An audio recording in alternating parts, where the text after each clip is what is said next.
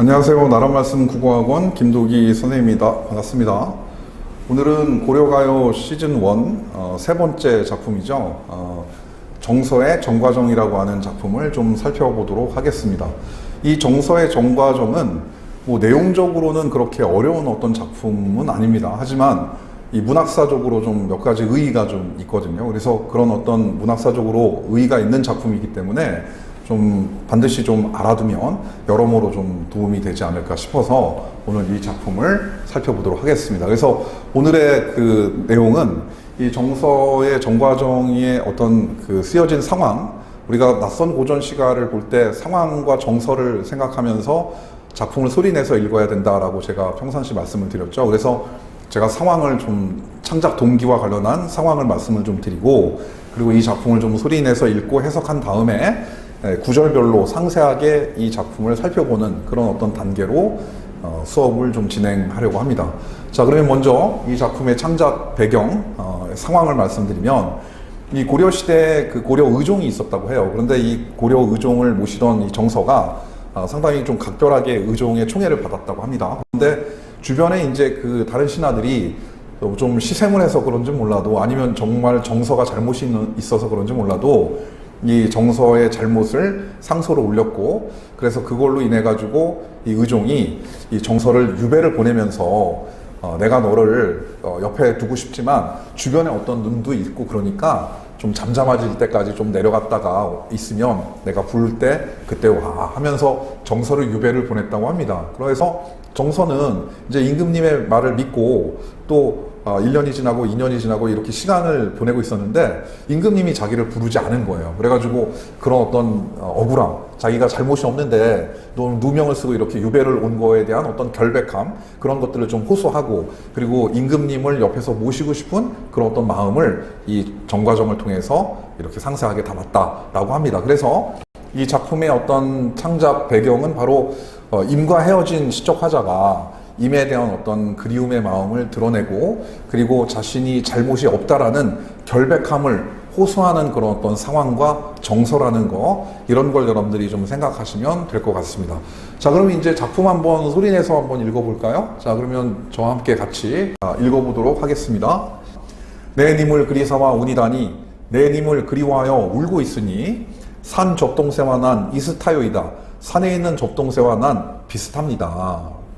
아니시며 거칠이신 줄 아으, 아니며 거짓인 줄 아으, 잔월효성은 알아시리이다.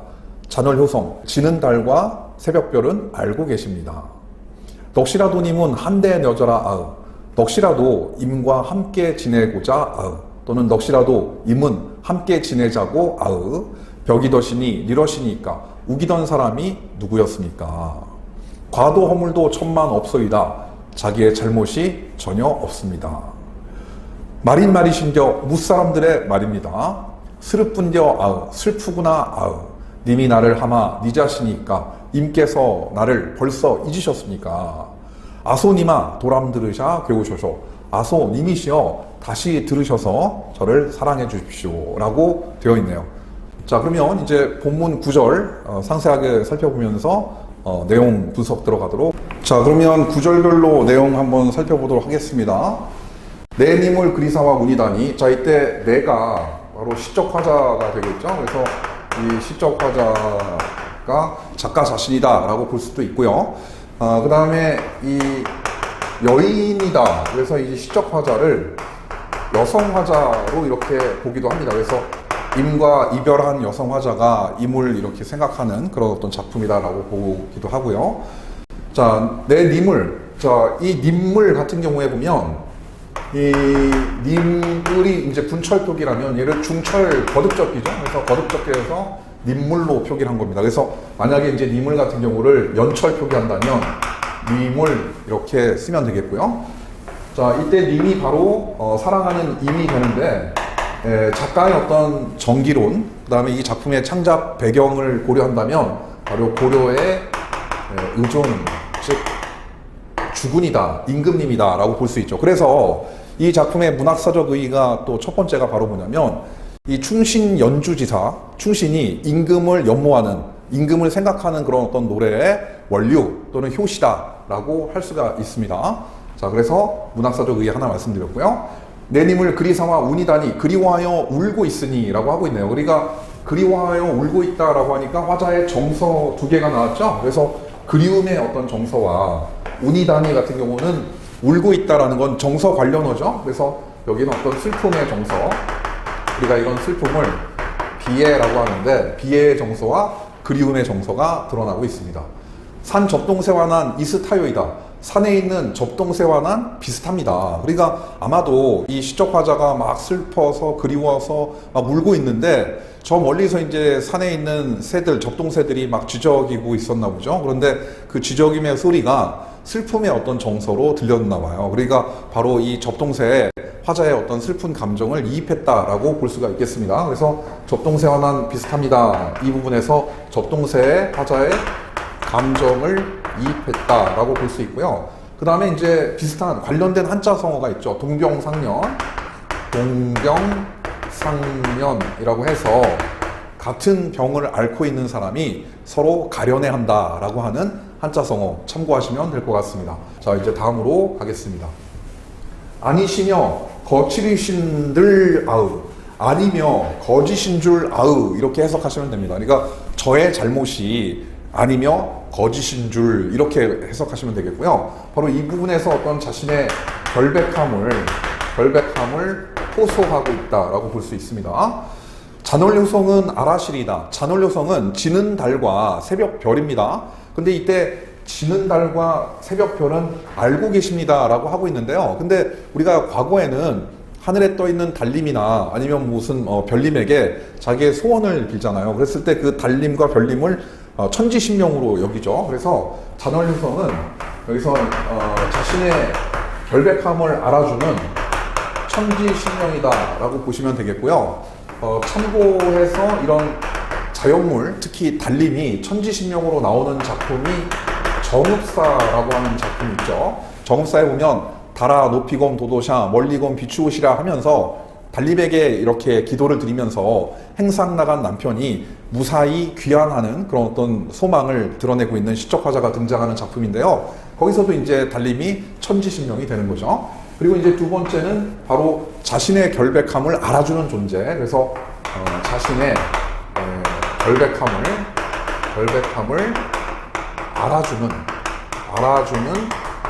자연물이다. 이렇게 존재다. 이렇게 또 보시면 되겠습니다. 자, 여기까지가 기가 됩니다. 그래서 우리가 3단 구성으로 볼 때 기서결이라고 하거든요. 4단 구성은 기승전결이 되고요. 그래서 이 정과정 같은 경우에는 3단 구성이 됩니다. 이 3단 구성이 또 19채 향가의 어떤 특징이기도 하거든요. 그래서 문학사적으로 이 정서의 정과정을 향각의 고려가요라고 했을 때 19채 향가의 어떤 특징을 지니고 있고 그 특징 중에 첫 번째가 바로 이 3단 구성, 기서결의 3단 구성이다라는 거 같이 동시에 알아두시면 될 것 같습니다. 자, 다음 이제 중간 부분, 서 부분으로 이제 가도록 하죠. 넋이라도 임께서는 함께 지내자고 아으. 이때 넋은 바로 이제 넋 영원, 넋이 이렇게 되겠죠. 넋이라도 님께서는 또는 님과 한데 한 곳에라는 것이죠. 한데 그랬을 때 한 곳에 려져라 지내자. 이때 려져라의 려다가 또 나왔네요. 그래서 고전 시가에서 친숙하게 나오는 단어 중에 하나죠. 괴다 같은 경우도 그렇고 려다 같은 경우도. 그래서 려다는 뭐 살다, 지내다, 가다 이렇게 해석할 때 살자, 한 곳에 살자라고 아으 이렇게 해석하시면 되겠습니다. 넋이라도 임과 함께 지내자고 또는 넋이라도 임은 한데 지내자고 이렇게 해석을 할 수 있는데요. 다음 구절과 또 연관이 있는 부분입니다. 벽이더시니 니러시니까. 이때 벽이더시니 니러시니까는 우기던 사람이 누구입니까? 라는 뜻인데요. 우기던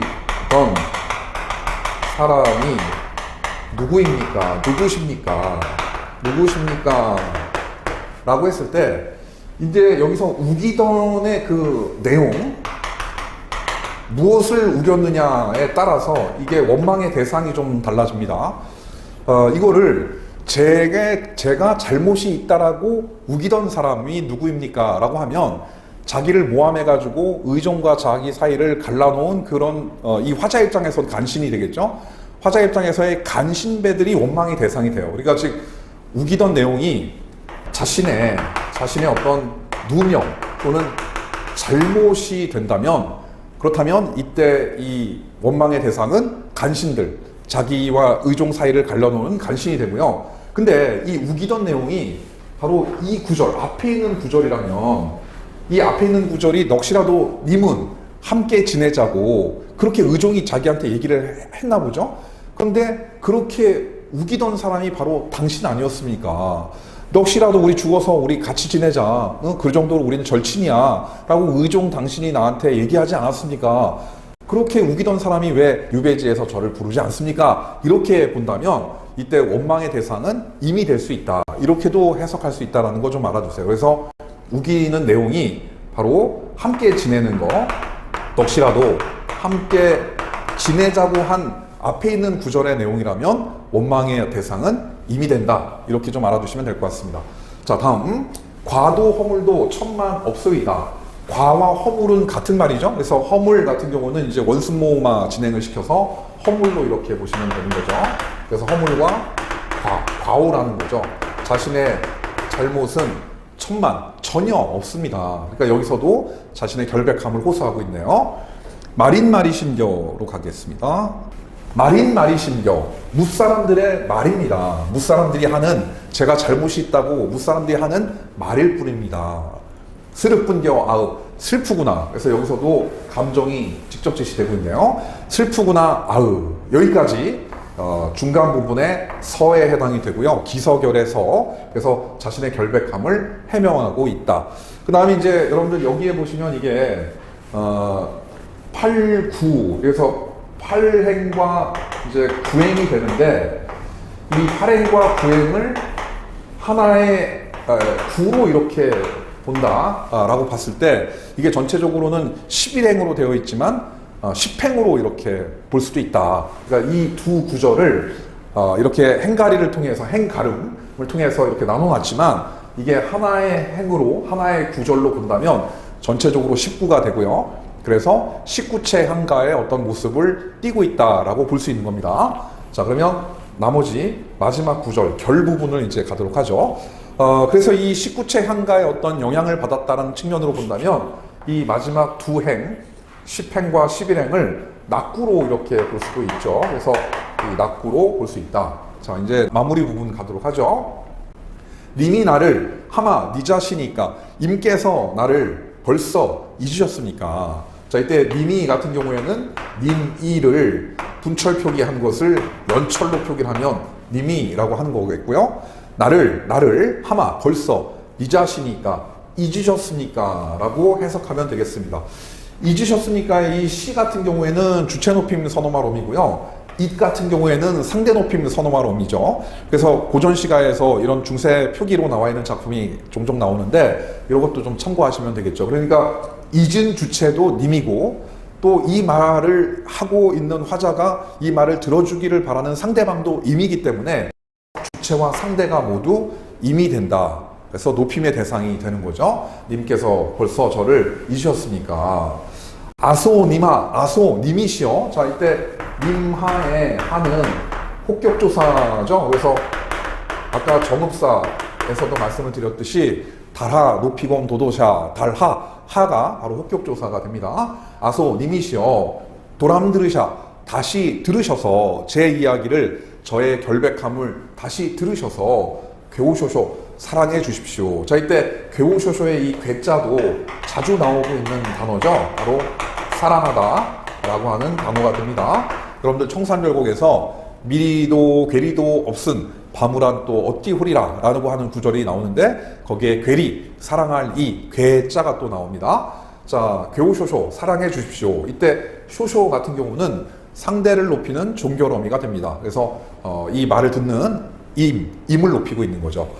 자, 그래서 이 또 낙구의 이 마지막 구절에 보면 감탄사가 이렇게 이 구절에 나오죠. 그래서 낙구에 감탄사가 오는 게 또 19채 향가의 어떤 특징이 됩니다. 그래서 19채 향가는 이 3단 구성으로 되어 있다는 측면이 또 이 정서의 정과정과 유사하고, 그리고 낙구에 감탄사가 온다는 것도 이 바로 정서의 정과정과 유사하기 때문에 아까 제가 처음에 말씀드린 대로 이 정서의 정과정은 향각의 어떤 고려가요다라고 볼 수가 있습니다. 자, 이렇게 해서 여러분들 그 정서의 정과정 좀 살펴봤는데요. 뭐 전체적으로 그렇게 어려운 어떤 내용은 아니지만 문학사적으로 좀 의의가 있는 어떤 작품이고, 바로 향가의 어떤 모습과 고려가의 어떤 모습을 연결해주는 과도기적인 어떤 성격을 좀 지니고 있기 때문에 문학사적으로 좀 중요하고요. 또 일반적인 어떤 고려가요의 모습과 좀 다른 측면이 있죠. 그걸 말씀드리면서 오늘 강의를 마무리하도록 하겠습니다. 이 일반적으로 고려가요는 작가를 알 수 없는데 견주어서 이 정서의 정과정은 작가를 알 수 있다는 점이 첫 번째가 되겠고요. 그리고 고려가요 같은 경우는 연을 구분하죠. 그래서 이거를 우리가 분절체, 분연체, 분장체라고 하는데, 이 정서의 정과정 같은 경우에는 연을 구분하지 않고 있다라고 하는 게 일반적인 고려가요와 다른 모습이고요. 마지막으로 세 번째 같은 경우에는 고려가요에 후렴구가 있었죠. 뭐 가시리 같은 경우에 위증질가 대평성대라든가, 뭐 청산별곡 같은 경우에 얄리얄리 얄라숑 얄라리 얄라라든가 이런 후렴구들이 있는데, 이 정서의 정과정은 후렴구가 존재하지 않는다라는 게 또 일반적인 고려가요와 다른 모습입니다. 이렇게 해서 정서의 정과정 강의를 마무리했습니다. 자, 여러분들 열심히 들어주셔서 감사합니다.